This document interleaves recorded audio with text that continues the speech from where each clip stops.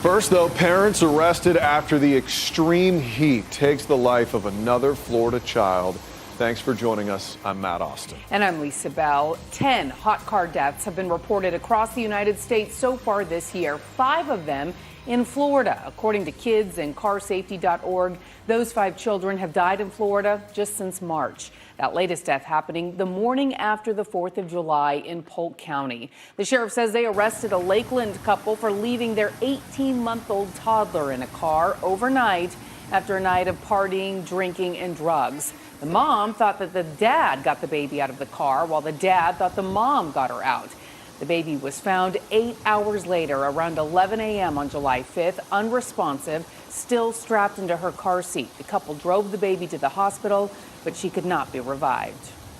And upon arrival there, even though it's painfully evident that this child has suffered a torturous death, a absolute torturous death, Lakeland Regional still worked on the baby to try to save its life. The sheriff says the heat index when the baby was found was 105 degrees. New at 11, News 6's Treasure Roberts shows us what is being done to prevent more hot car deaths. And I remember screaming, God, what happened? What happened to my baby?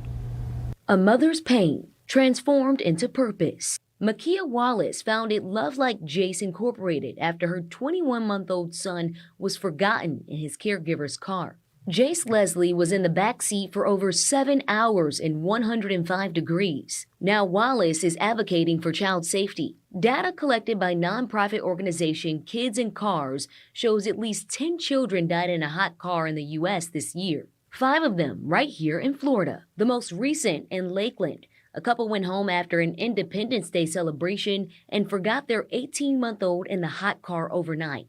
The toddler was found unresponsive the next morning. Both charged with aggravated manslaughter of a child. Last month, an 11-month-old died in the car while her mom was leading service at a church in Brevard County. She also faces charges of aggravated manslaughter of a child. But Wallace says the caregiver responsible for her son's death did no long-term jail time. She said the former state attorney called it simple neglect. What was simple about his death?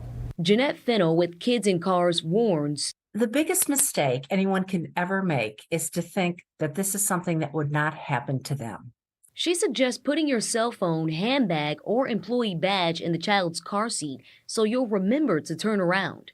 She says the auto industry needs to pitch in. What we're asking for is the addition of just a sensor that can tell if there is a living, breathing being, left in your vehicle. There's new tech in certain vehicles that can give parents a nudge. Once the driver turns off the vehicle, this reminder pops up, alerting them to check the back seat. But Wallace says what we need most is to hold people accountable. We can remember everything else, our cell phones, everything else. But what about that child?